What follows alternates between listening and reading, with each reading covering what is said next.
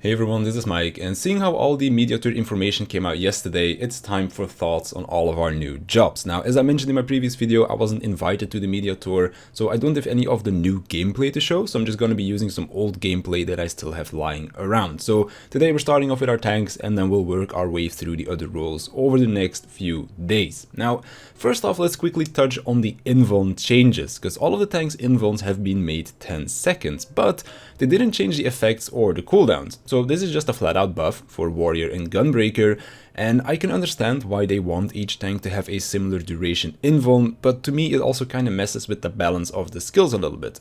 Just compare Warrior and Dark Knight. Home Gang is now just straight up better. It lasts just as long, it's on a shorter cooldown, and you don't have the annoying heal to full HP or you die condition attached to it. Of course, Living Dead is still easier to use from the tank's perspective, because you don't need to time it like you do with Warrior, but 10 seconds is pretty lenient, so anyone that is planning to use the invuln to cheese a long tank buster shouldn't have any issues with this. Of course, we don't know if this is maybe a needed change for some fights, as if I'm looking back to Alexander Ultimate, they buffed Warrior's Home Gang to 8 seconds, coming from 6, so that they could also solo invuln the perfect Alexander tank buster, which I think wasn't possible with the old 6-second duration.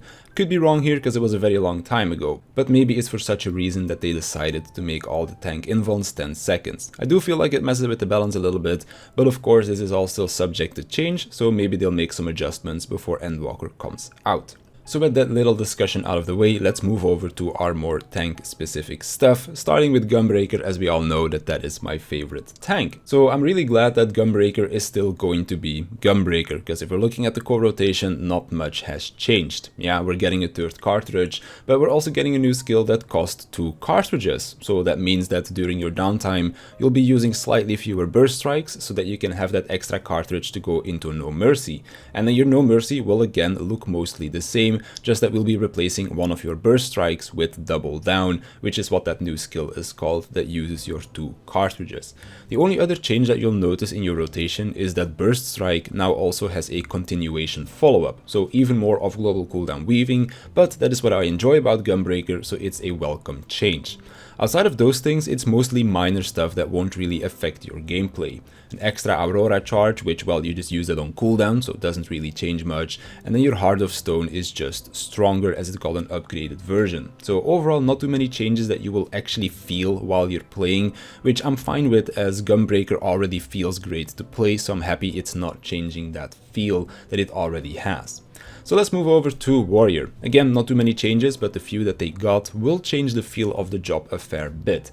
So first of all, In Release is now on a 60-second cooldown. Because the cooldown is shorter, we also get 3 Fell Cleaves instead of 5, but they also added some quality of life into In Release as well. When you use In Release, you now get 3 stacks that last 30 seconds, and then you can use those stacks on Fell Cleaves or Decimates. So you don't have to worry about having the fast enough GCD if you want to fit everything into that In Release window, as you now have more than enough time to use your stacks. Also to note is that the direct hit crit attacks only count for your Fell Cleaves and Decimates, as both Upheaval and Onslaught aren't tied to your Beast Gauge anymore.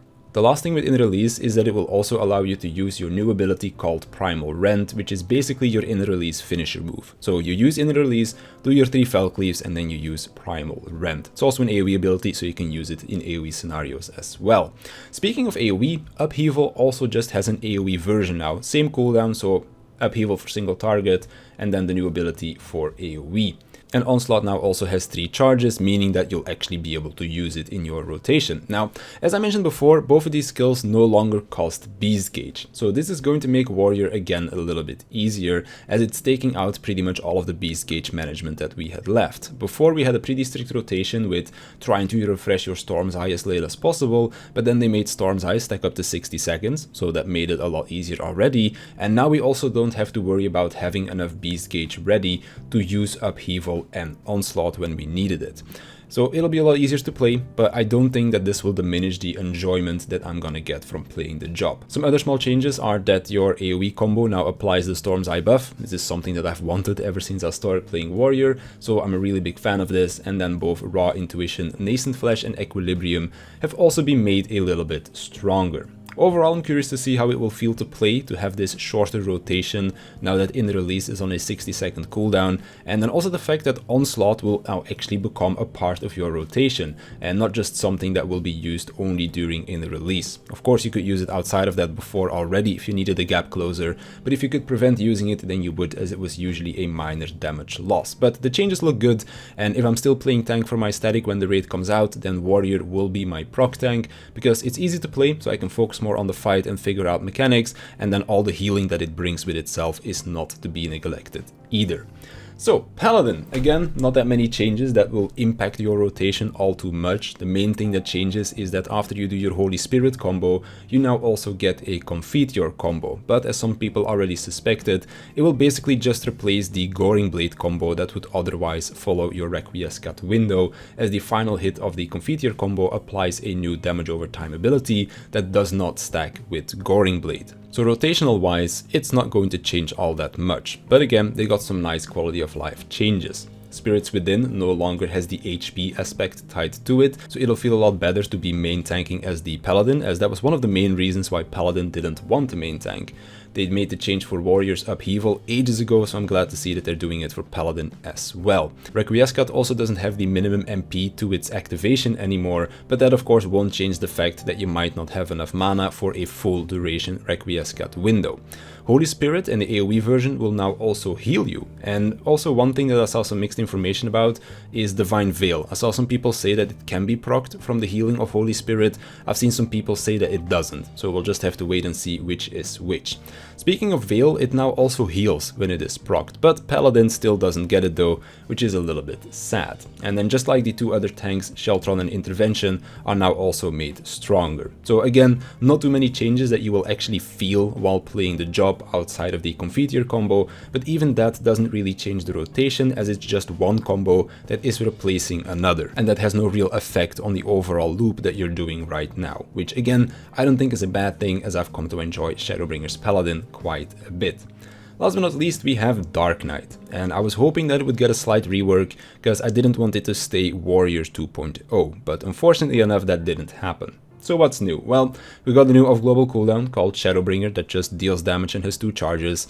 Salted Earth now has a combo action, and oh yeah, it's also now placed underneath your feet, so you don't have to place it on the arena anymore like you have to do right now. And then we also have a new defensive action that can be used on either yourself or a party member. And then Delirium also got the same treatment that In Release got. 60-second cooldown and 3 charges to spend on Bloodspiller or Quietus. Now, seeing how both Delirium and In Release got this quality of life change in Endwalker, and how Perfect Balance and Bunshin got it in Shadowbringers, I was really hoping that Blood Weapon would also get this quality of life change, but they didn't. It's still a 10-second duration, so no quality of life for this skill, which is quite unfortunate, as I feel like it was one of the ones that needed it most. So overall, Dark Knight will still be Dark Knight that we know from Shadowbringers, which to me it plays fine, but that's probably because I like Warrior, and Dark Knight is kind of like Warrior but with more off-global cooldowns, and I really wanted it to not be that. Maybe I'm a bit blinded with some nostalgia from Heavensward,